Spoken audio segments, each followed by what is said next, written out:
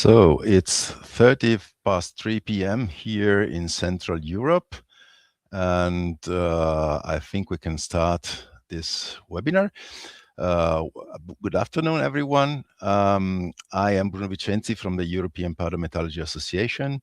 I am the dissemination manager for this project, RESQTOOL, and today we will give you a webinar, a training webinar on some of the topics that we meet in our project. There will be two presentations.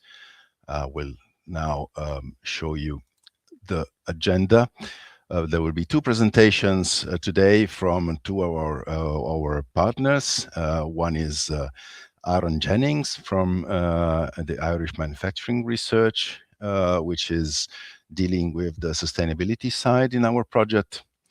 And the other one is Tove Jensen from Seco Tools, which is a partner together with Sandvik as an industrial partner as producing tools, and clearly very interested in the recycling of the tools themselves.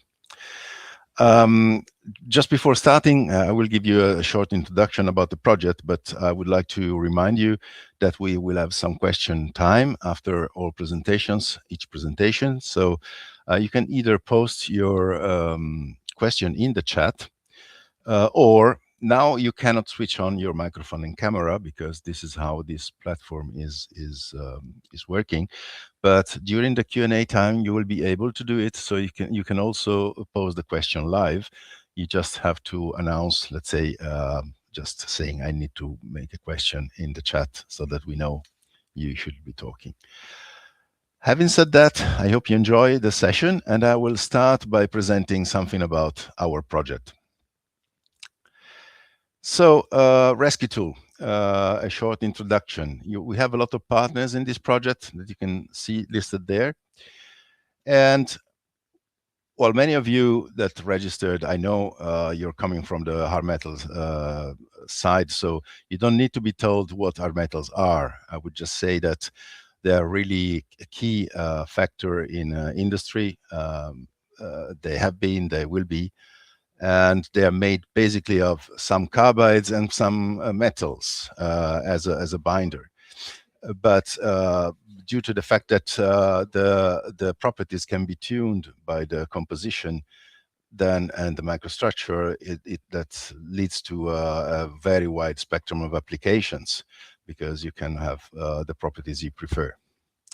And you can see them on the right, but I don't think I need to tell them to you. The fact that is clear is that Europe is strongly dependent for many of the raw materials that are needed to prepare these carbides. And I'm talking especially about tungsten carbide and cobalt, and so tungsten and cobalt. And but all the materials normally present in the tungsten carbide cobalt materials are actually, if not critical, at least strategic for the European Union. And lately, the prices of tungsten and cobalt have been rising strongly. And here is a chart of the tungsten prices until April this year. And it went up 5, if not 6 times in all different versions. And now it's stabilizing a little bit, but still very high. So that's a lot of pressure on the supply chain. And recycling is present, but not so efficient for some of the material, let's say, for some of the typologies of parts. For cutting tools, it's working better. For wear parts, it's working less at the moment. There's a typical chemical recycling, which has some drawbacks like waste and the use of hazardous reagents, or anyway, it's energy intensive. So we need an efficient collection, we need good sorting, we need sustainable recycling routes to improve this. And so we decided to do something with our project. And our concept that you can see on the right, I will not go in detail. You can find a lot of information on our website and in our newsletters and other materials, is trying to achieve a recycling of at least 70%. content in the recycled materials to produce new tools, and not downcycling, but really upcycling. All this obtaining a strong reduction of price, CO2 footprint, energy, water, and all the other sustainability indicators. And so we will do it by, we are doing it by improving the zinc reclaim method, and by introducing a new method based that we call bio-based chemical recycling, that is coming also from agro-industrial waste. And you can see all the partners there with their role inside the project. Building the circular value chain. An important point is that we are pushing for the introduction of machine readable recycling codes on the tools, on the wear parts, on the hard metal parts. We will validate all this by using the recycled powders in 4 industrial use cases that you can see listed there, but you will see them also in the next slide. And also everything will be quantified environmentally and economically by using LCA and circular business models. So these are the 4 applications that we will follow. Basically, our industrial partners are all selected one of the use cases they liked more. You can see also the kind of the grades that we are planning to recycle, and we are recycling at the moment. I will show you very quickly some of the results that we have had. So we already made a mapping of the scrap, or we prefer to call it secondary raw material database in a unified format that you can find on the web, which is about all those materials in the European countries. Then we have already worked a lot on the sorting, and a partner in Poland produced an automated sorted unit that can, I think, process with 2 robots, we can go up to more than 10 tons per month of processing. So it's rather efficient, and it's also using AI-based image recognition to sort the tools and our metal parts. You can see some images there. And then we're working, as I said, on the codes. We chose a code which is called the GS1 standard. And we are using laser marking so that they can be easily readable even by normal mobile phones. And so it will be the future of for a code-based automated sorting. In terms of the materials, we are working on the improvement of the zinc reclaim method, and this is mainly by reducing the demand of electricity to use it, so reducing the CO2 impact, and working on iterations for the quality of product. And on the other processing, which is quite different, you start by oxidizing the hard metal tools, and then you use, so you get oxides, and then you can leach them with weak acid that comes actually from dairy waste. So it's another recycling cycle there, and embedded in the hard metal recycling. And then it can be selectively recovered to get the tungsten, the cobalt, and carburize the tungsten again, and then you can get the grades you want. At the moment, it's a lab scale, but a much larger pilot plant is being built, I think 200 times bigger than the lab scale that we have at the moment, roughly. In terms of quality, we can already say that what has been produced in terms of powders can let you achieve practically comparable properties to virgin grades. Of course, we are still working on this. And we already have some initial prototypes of the final validation parts from the use cases of Hilti and Sandvik. You can see there some parts being pressed and sintered. And yes, we have 4 scenarios, let's say 2 baseline scenarios, which is zero recycling or the current situation. And then we have 2, one, which is our target for the project, 70% in the mix. And long term, we hope it will be possible to reach 100%. Of course, we will use life cycle inventory and some life cycle assessment to compare this to our results to the baselines. And we expect to have a cost about 20% lower than conventional powders. And in terms of CO2, for instance, 60 to 95% in the best case scenario of 100% recycling, less CO2 footprint. So that's it for my presentation. I think you can follow us on all the social media. If you have any questions, I don't know if I can reply to them, but you can ask. Otherwise, I will give the word to our lecturers that will lead you into the specific topics of today. Maybe I can open the possibility of asking questions if you want. From this moment, you can ask.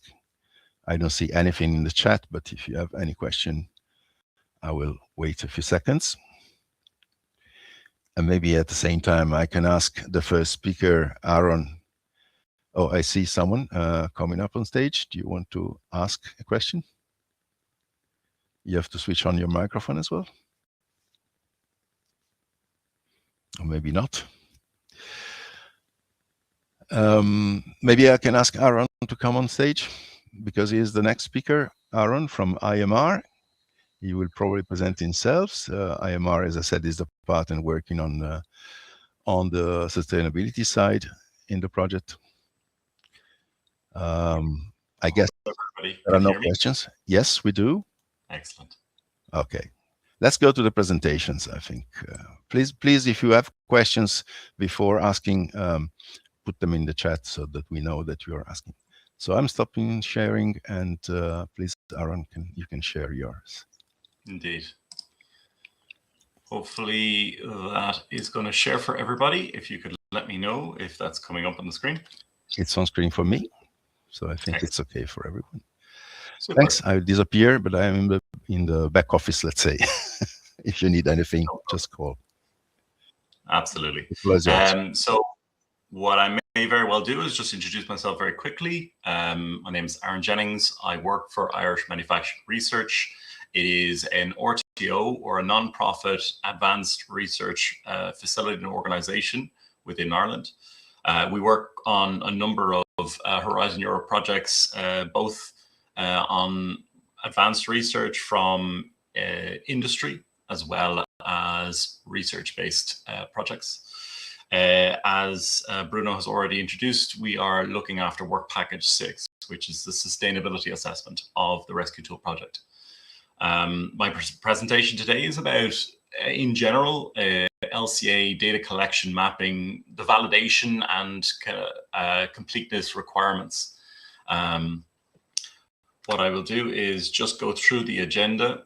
So we will go through an overview of the LCA methodology adopted within the RESQTOOL project. We will go through this goal and scope, which I always say is one of the most important aspects of an LCA, often overlooked or not given its due diligence. Will be a core focus on today's presentation. Data challenges. This is for insight into the everyday challenges that a LCA practitioner faces. Then data treatment. So then going on to how to identify data gaps and to document your process flow diagrams and understand your market activities so that you can better create your baselines and illustrate your boundaries and scope of the analysis. Finally, we'll talk into the data mapping. So there'll be a detailed data map that I will present to you on the RESQTOOL project. And finally, it'll be, again, the overall data validation and inventories, specifically ensuring common naming conventions and approved nomenclatures so that we can categorize our data moving forward. The overall structure is based on an ISO. ISO 14040 and 14044 are governing standards. It's split into 4 stages. You've got your stage 1, which is goal and scope. Stage 2, which is your inventory analysis. Stage 3 is your impact assessment. And Stage 4 is your interpretation and dissemination of results. Typically, this would be the timeline. You would initiate your kickoff. You would conduct a preliminary analysis of the goal and scope, understanding your intermediate flows for each unit process. And we'll understand what a unit process is and what an intermediate and elementary flow is in later slides. But the idea is that a preliminary review is important because it gives you context as to how large the scope is to better understand the project moving forward. You would then define your goal and scope based on the information provided, identify data gaps, and then come up with a data collection plan for your collation of that data, whether it's coming from primary or secondary research. You would then create your inventory assessment and your inventory sheets. Once you've collated that data into templated inventories and standardized approach, you would then go into your interpretation phase. After your interpretation phase, which is associating your inventories against your impact categories and classifications, you would then go into what effectively is your interpretation or dissemination. So to go to the specifics of the RESQTOOL project, using it as an example to illustrate the typical flow that we would see in a lifecycle assessment. Firstly, to give you context, and I think Bruno may have done that already much better than I would, but an overview of the project. It is on hard metals. Hard metals have a multitude of varying compositions dependent on its use case. But typically, the composition is made of tungsten carbide powder, which is between 88 to 94% of the overall composition. Then your next is your cobalt binder, which is between 6 to 25%. So together, that is equating to about 96 to 99% realistically, which means that there are several other carbides used to change the crystallization or the physical properties dependent on its use case. But in the context of our assessment, these additional carbides fall outside what's called a cutoff criterion. So 1% is our cutoff criterion. And therefore, we make an assessment at the very front end that these carbides will not make a material change to its assessment. So the scope of the assessment is on 99% of the composition, which is made up by the tungsten and the cobalt value chains. The assessment is a cradle to gate. So this is your, again, based on your goal and scope definitions. Cradle to gate is effectively looking at your extraction of your raw materials, the processing of those raw materials into their intermediate products, your concentrates, your oxides, and so on. The manufacturing and process of those concentrates and intermediate products into a ready-to-press tungsten carbide powder. Remember, the gate of our assessment is at the manufacturer gate themselves. So in the context of this, it may be Seco Tools, who would be the gate of this analysis. You would be looking at upstream and midstream transportation of the materials and intermediate products.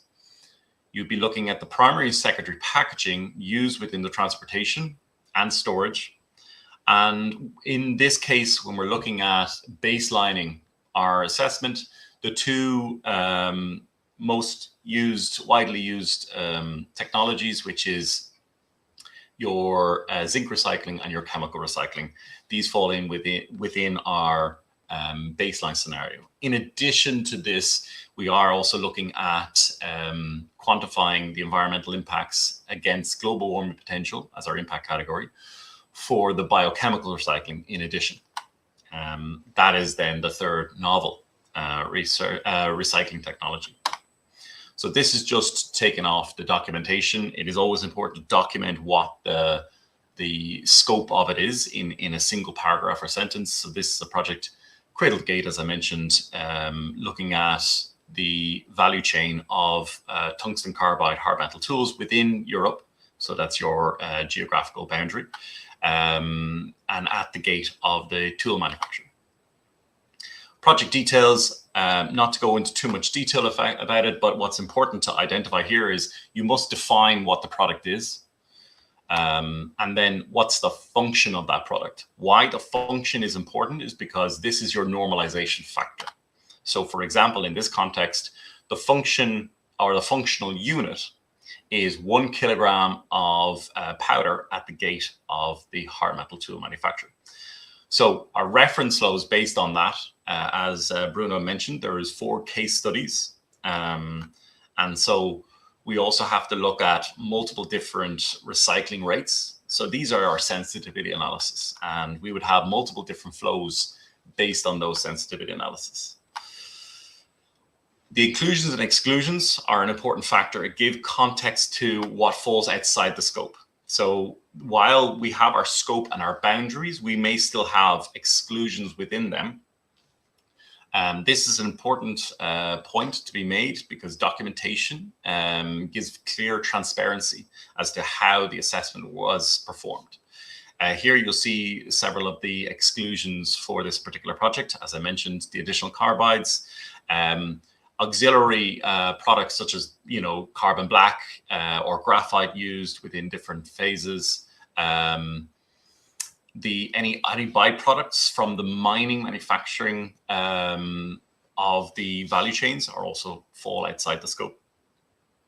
The concrete used in the mining structural elements, as well as the capital equipment or machinery life cycle used within the value chains, also fall outside the scope.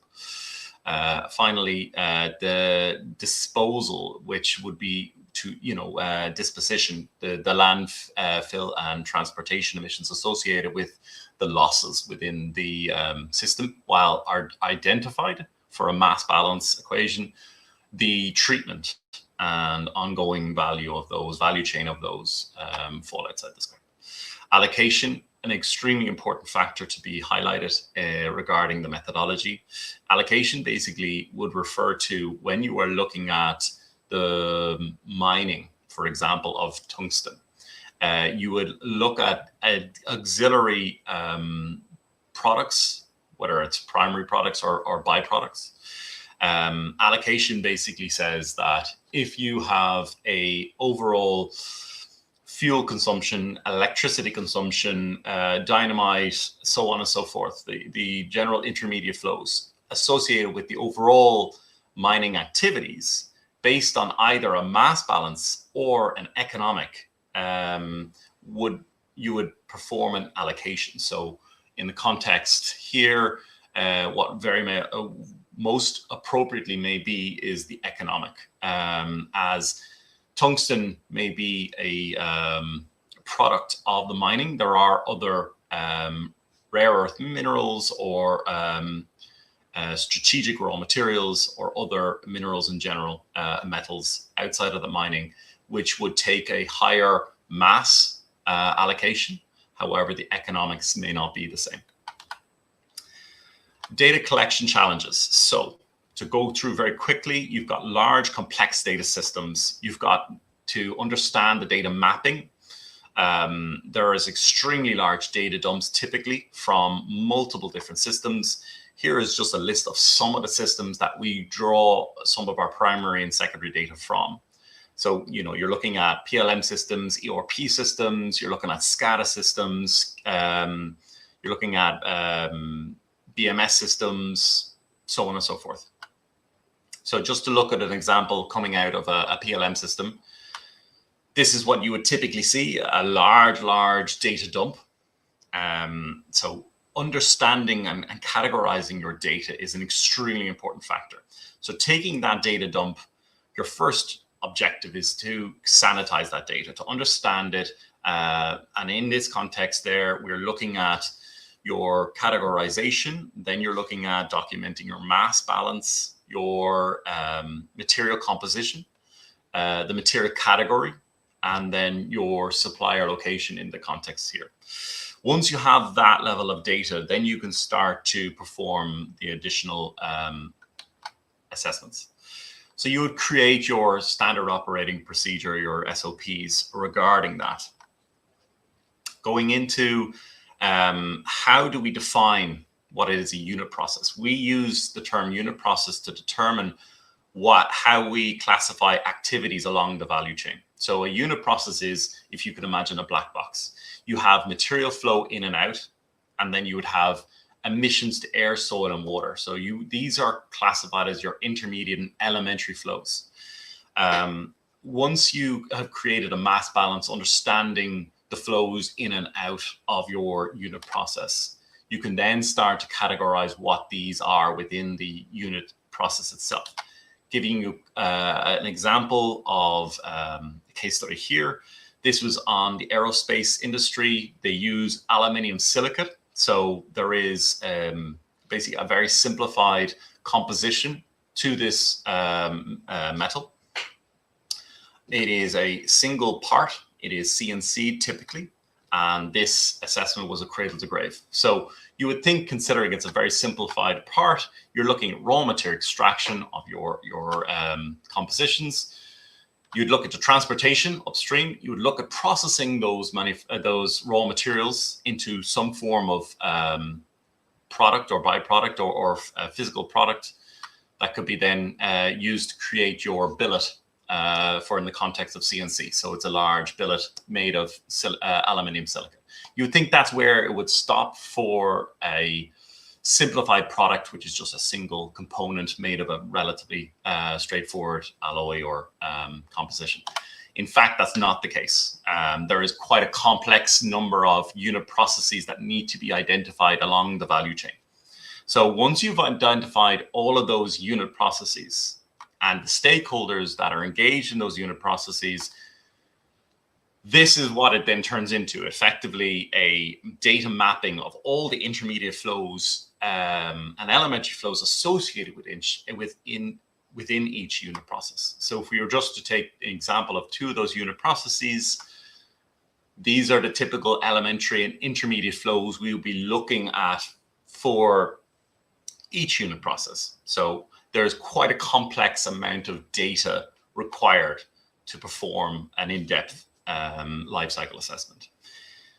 Understanding data, giving again a context within the RESQTOOL project, what you need to do is you need to categorize your inventory, understand and create a standardized approach. So for the RESQTOOL project, just looking at the tungsten and the cobalt, we then created, knowing they have very, very long value chains, we created market segmentations. Once we understand those market segmentations, we create activities within those market segmentations. We then define what is in scope and out scope. And this is what you would typically see from a standard LCA. But it can be quite complex to understand all the common naming conventions here. The point I wanted to highlight here is that for each material, you have a value chain. In those value chains, they're split within market activities to better understand the stakeholders that are within that value chain, and then the activities that fall within those. You would then define within those activities the unit processes, and so you can see how complex it can get. So in the project itself, what we did was we always like process flow diagrams. Image says 1,000 words. So this is what we would classify as your baseline scenario for the value chain identified within the hard metal tools. So first you would have your tungsten extraction and then the processing into a concentrate. This is our first market segment. Then you would have your hydrometallurgy and pyrometallurgy process, including its transportation. This is your second market segment. Also, not to forget that we have our cobalt value chain for this project. It was taken as the full value chain. Those two parts or segments within the value chain feed into your powder metallurgy processing, which is our gate. And you can see why it's grayed out, because this falls outside the scope of the assessment, as does the distribution network and the transportation associated with the in-use phase. However, finally, as you come to the lower end of the value chain, the sorting and separating of those recycling or of the secondary materials, and as Bruno said, we like to call them secondary materials as opposed to scrap.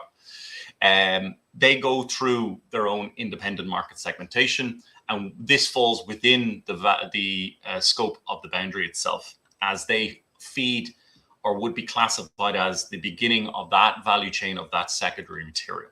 And we're looking at recycling through zinc recycling and chemical recycling for that.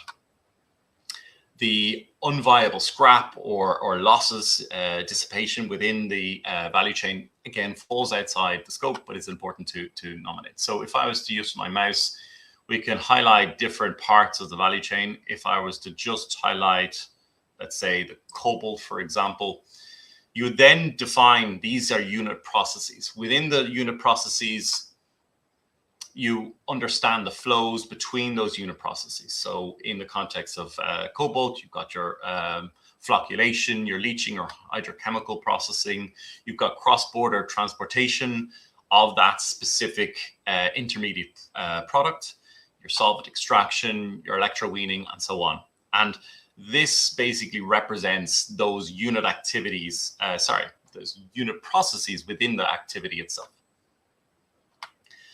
What we also need to take care of is the transportation and the associated emissions within the activities, whether they fall inside of Europe or outside of Europe.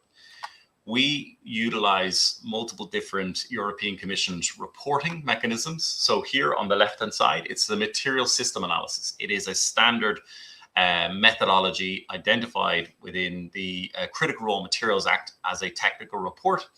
It provides a visual flow chart as to the trade values of the different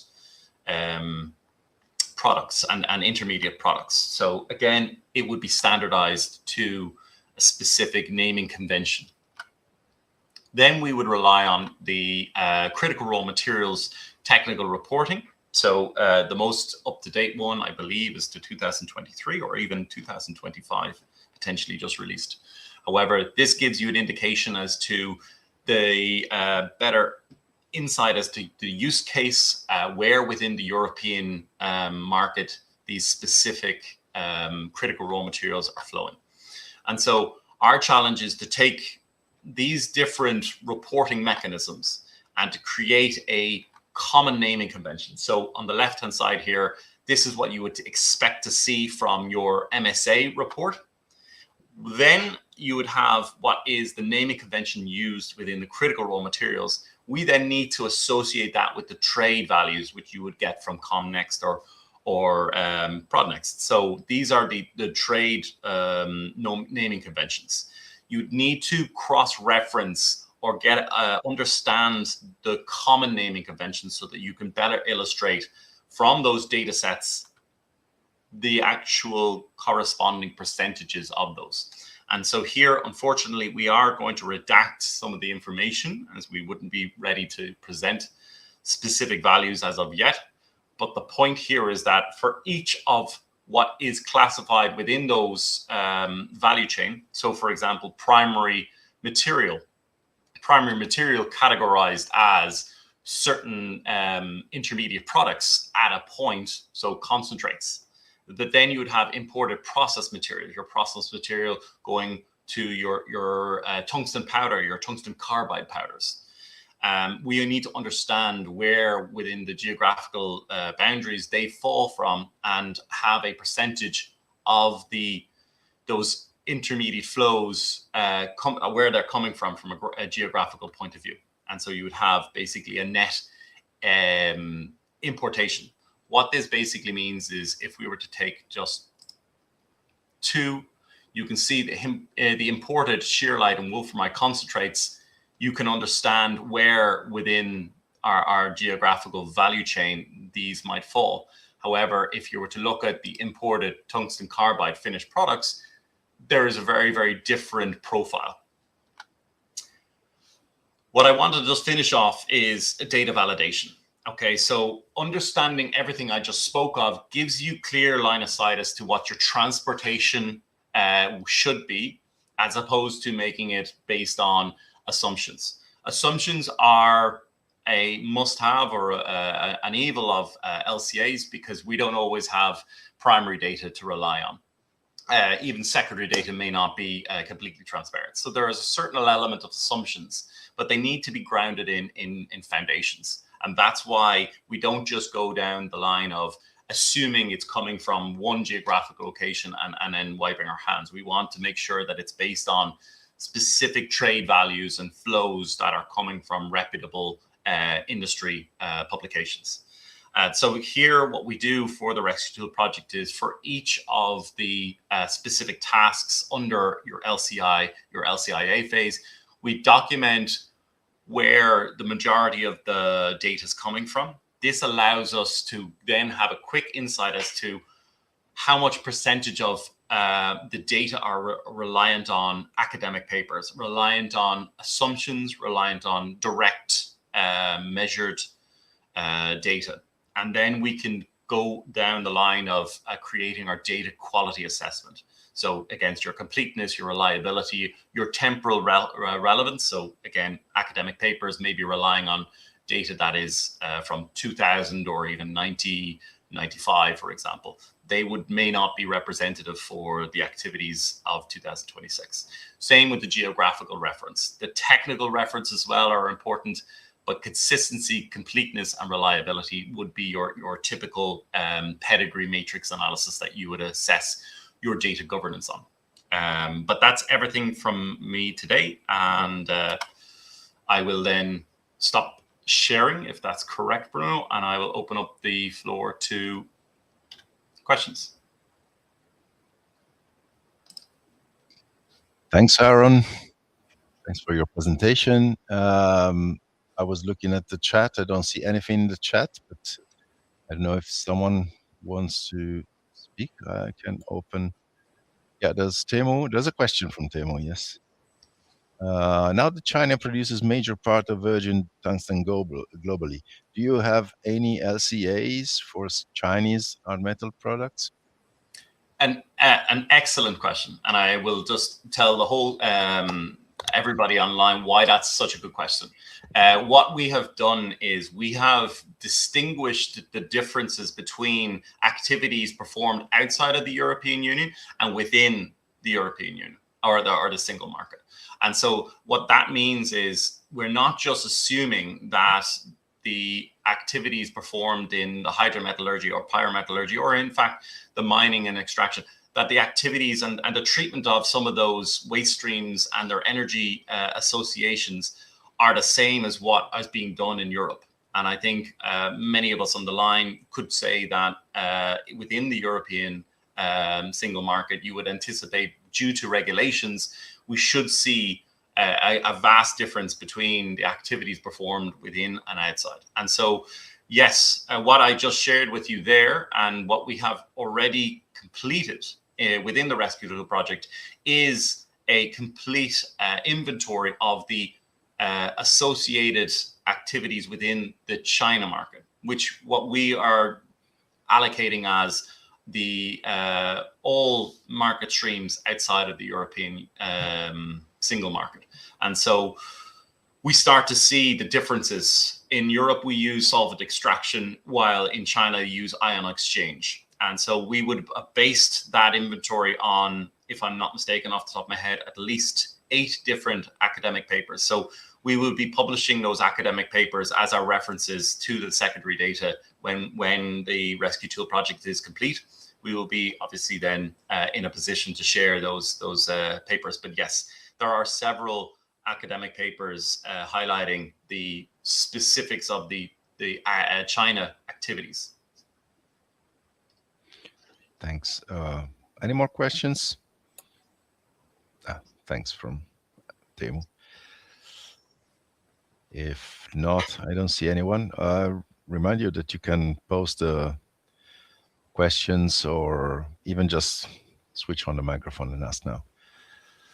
Well, in case they will come back at the end, maybe. Thanks, Aaron. Maybe I can call the second lecturer of today, who is Tove Jensen. Can you join us on stage? Yeah, Aaron is gone. Yeah, here is Tove. No, you lost the camera. Hello, Tove. Hello. Yes, now, yeah. Okay. So Tove is from Seco Tools, who is basically Sandvik and working as a partner in the project. And she will talk to you about the recycling itself. I will disappear now. Tove, the floor is yours. I think the screen is loading.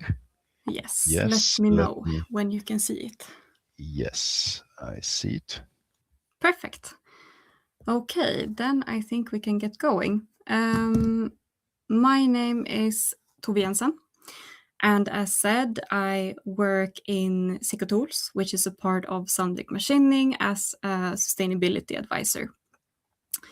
And I will talk about the role of traceability in the circularity transition of the hard metal value chain. So we will kind of take a step back and look at the overall picture and the role of traceability. Today I will cover a few things, a bit more simple agenda slide than Aaron's. I will say a few words shortly about Sandvik Machining, so you understand where we fits into the bigger picture and the RESQTOOL project. And then I will talk a bit about what is actually circular economy and what does it mean or take from us to get there. And then I will conclude with talking about the role of traceability, both in the circularity transition, for recycling in particular, and also for RESQTOOL as a project. But I will start with introducing a little bit about Sandvik Machining. Sandvik Machining is one of the business areas to Sandvik Group, which is a big engineering group providing solutions for enhanced productivity, profitability, and sustainability for manufacturing and mining industries. So today I will focus on Sandvik Machining as we are one of the associate partners of RESQTOOL. And I will try to summarize a little bit what we're doing in brief, and I will do it with this picture. So what we basically are doing within Sandvik Machining is to support our customers to go from what you see on the left-hand side to go to the right-hand side. And that is that we're supporting with tools, services, and solutions that will help when you do this type of component shaping. And that can be end products from various different industries, where this is with automotive is just one of the examples. And Sandvik Machining, we are consisting of a big bunch of different divisions and different brands, where Seco, that I am coming from, is one of them. And I think it's also maybe interesting to say in this context that it's not only producer of these hard metal tooling products and surrounding services and solutions, but we also have a division working with the raw material extraction, but also raw material recycling. So making sure that we can really take value of hard metal, which is a very, very valuable thing. And of course, I think it's important to highlight in relation to this topic that sustainability is important for us when it comes to supporting the customers with sustainable solutions. It's through net zero, which is more about the climate aspects and reducing emissions in scope 1, 2, and 3. Circularity, of course, which will be the topic for today, responsible business and people and communities. And when you think about the topic of circularity and recycling in particular, all these different aspects of sustainability alongside traceability is extremely important. But with that, I think it's time to dig into the topic of circular economy. And it's not a very small topic, I would say, rather the opposite. So I wanted to, of course, for me, I talk about circularity and this kind of transition every day. but I think it's important to go back to the actual definition and what it means. So on the left-hand side, you can see kind of a written definition, but I think it's really helpful to look at this picture as well. And that is a part of what is called the butterfly diagram, which is one of the most common, I would say, visual representations of the circular economy. And there you can see that it's not, of course, recycling is the topic of today and a RESQTOOL, but there's a lot of other things that is important when we talk about a circular economy. If we're succeeding well in a circular economy, the recycling is what is actually happening as the very final stage. So the important part here is that we always aim to kind of keep the material and products to have its highest value for as long as possible. And that we can do with these kind of, the cascading that you see happening to different parts of the process. And here, well, I will come back to that, but traceability is something that will actually ease having this kind of cascades happening before we end with recycling. Yes. And if we take then one more step, of course you can visualize and define circularity in many different ways. But this one is also, I think, pointing out some very important aspects that we need to keep in mind. And if we start, the first one is kind of narrow. So that we didn't even talk about in the last picture, but before we regenerate or reuse or refurbish or whatever we do, we should of course try to see, is there any potential to use less material and less energy for what we want to achieve? And then when we have done that important step, the second principle is to slow the resource loops. And that can be by extending the lifespan of products or components. And that can then be done with these kind of circular strategies that we saw in the last page. And then the third principle is to close these material loops. And of course, then here, the topic of recycling is coming in very handy. And then there's also an important point, which is this regenerative aspect. So to make sure that we're using non-toxic and renewable materials or energy. And then, if we then take one step further, not to decrease complexity, but maybe doing the opposite, I would say. To succeed with the circular economy, there are a lot of things to be considered at the same time. And we can start by talking about the design, because circularity, you could say, kind of always start with design. It can be the design of the products or solutions that the company is providing or generating. And then you can, for example, it can be designed to make sure that you can use the product for multiple use cycles, for example. And that is maybe this kind of repair or refurbishment is difficult if you don't have this in mind already in the first stage. Then we have supply chains and networks. And here it's also important that what we're putting to the market can handle not only this linear selling, but also that it can handle using a product several times. So this multiple life cycle approach. Then we have the business models, and that is also a very, very fundamental part of circularity. That if we want to really succeed, that is something that we should also consider, how we design the business model itself.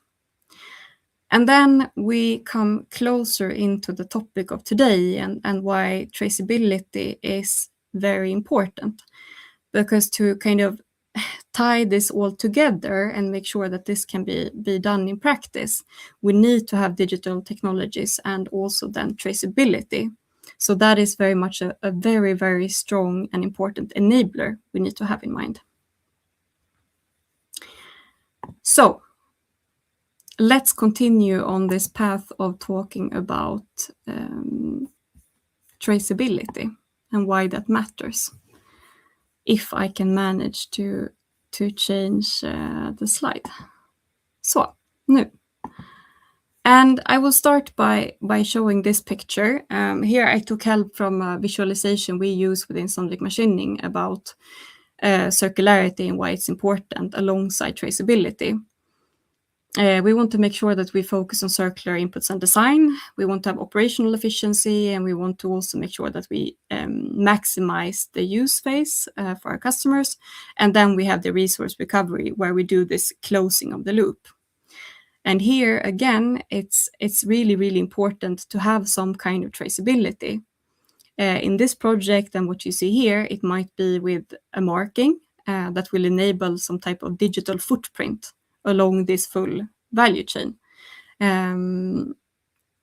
So everything kind of comes together or can be realized when we have this digital thread or traceability. From the beginning, maybe having the source of the raw material, use phase maximization. It's all about these circular strategies where you see on this side, it's about information about maintenance. How do you do that? Is the product modular? Where can you refurbish? Is this product in scope for any remanufacturing activity? So this information needs to come somewhere, and here the traceability might come in handy. And if we then zoom in again and look at recycling in particular, that is the topic here, then there are so many parts that will be supported by the traceability. I will come into that when I show this view from the RESQTOOL project, but better sorting is one of the key fundamentals if we want to make sure to have higher shares of recycled content, and if we want to scale certain recycling technologies, such as zinc reclaim. So I would say this topic or achieving some of these ambitions that we have in the project will be very difficult if we don't have some certain way of ensuring traceability. And it might also connect to the topic that Aaron has talked about just before me. It can also be a way of having better data for the environmental and economic analysis and impact of recycling and these different scenarios. I will try to conclude, and I will do that with this picture that also Bruno showed in the beginning, in the introduction, where you can see the various work packages of RESQTOOL. And if we start from the beginning with the concept development and specification, here we talk about developing new machine-readable codes. So you can see that this topic is coming in at the very start, basically. So it's kind of an enabler for the rest of the work packages as well, to make sure we can have good sorting, so that we can scale with recycling technologies, so that we get the characteristics of the recycled powder that we want, so that we can make sure that we have higher shares in the powder, so that we reach a more sustainable production. So this is, I think, what I will conclude with, just stating that the link is definitely there between these two topics. Thank you.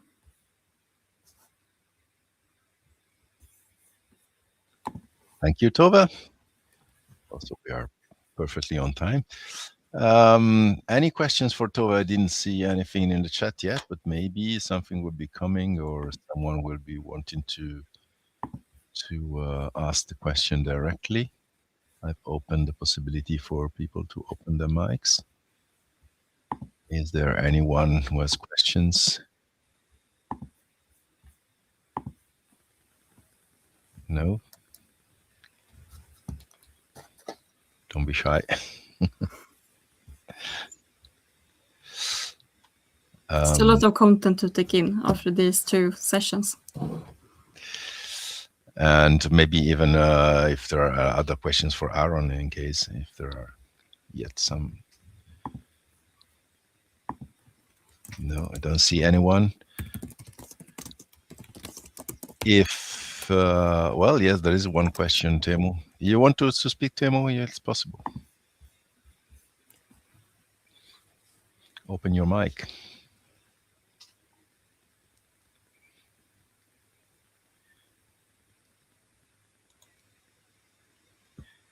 I am, yeah, asking Teemu to join. Oh, maybe he's typing. He can't speak. We have to wait a second. There's a lot of suspense now.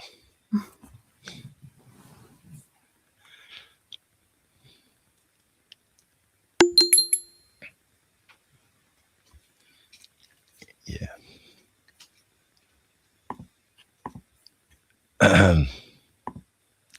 There is a hand raised by Axel. So I give the word to Axel, maybe. Do you want to speak, Axel? Switch on your microphone.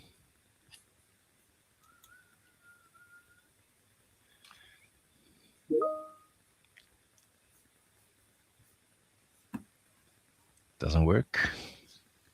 Or maybe something here. Hello? Hello, does it work?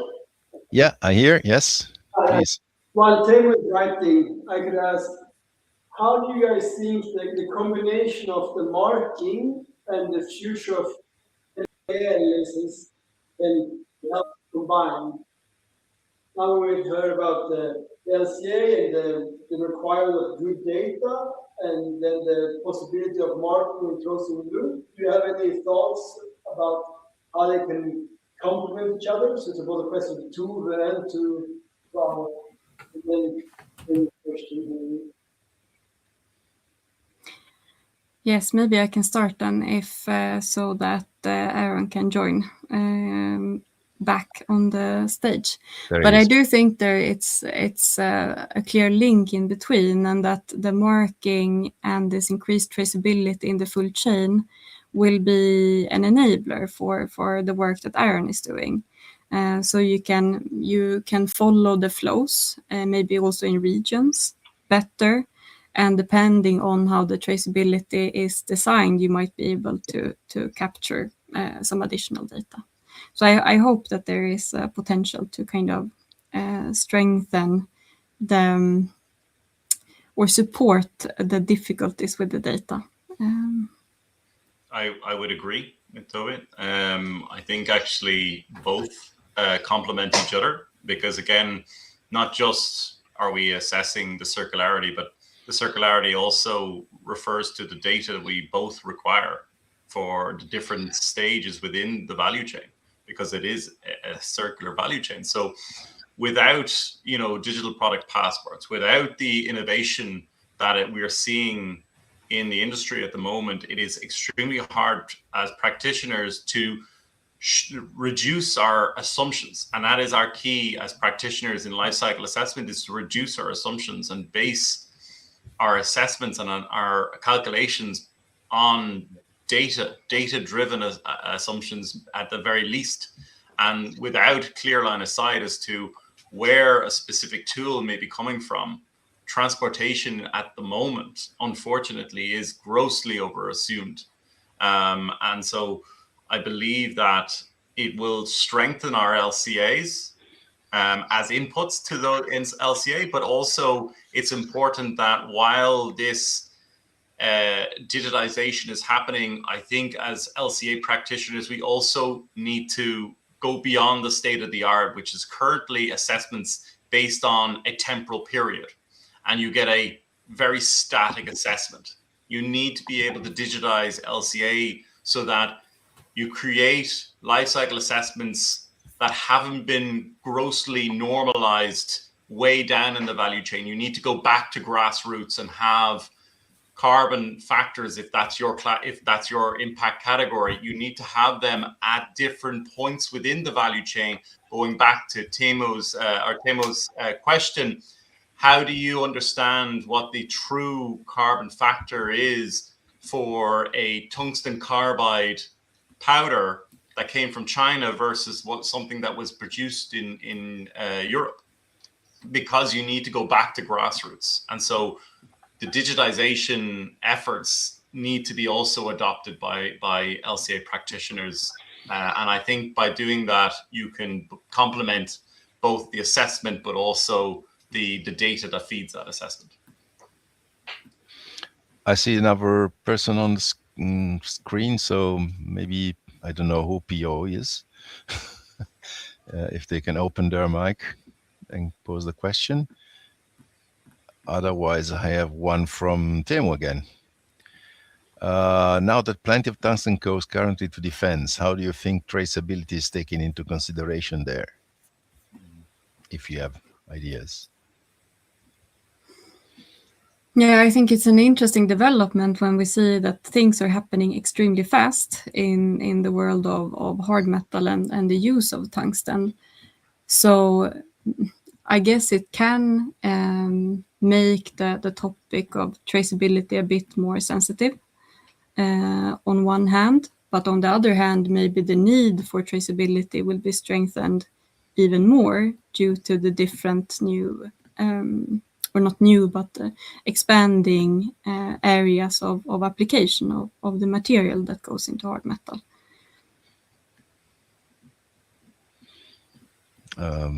Thanks. Maybe PO is Paul. Is Paul listening? I wanted to ask a question, or maybe not. Well, if that's not the case, then I think we can say we're finished with just 1 minute later than expected. So I would like to thank the lecturers for being with us and giving these interesting talks about the two topics of life cycle assessment and understanding the supply chain and the traceability in hard metals. And I want to thank all the people who attended. We're about 45, I've seen, more or less. Thank you for being here. Please follow RESQTOOL as much as you can in all our platforms. And stay tuned for the next webinar. Will probably come in autumn this year. Thank you again for being here, and bye. Thank you. Bye-bye.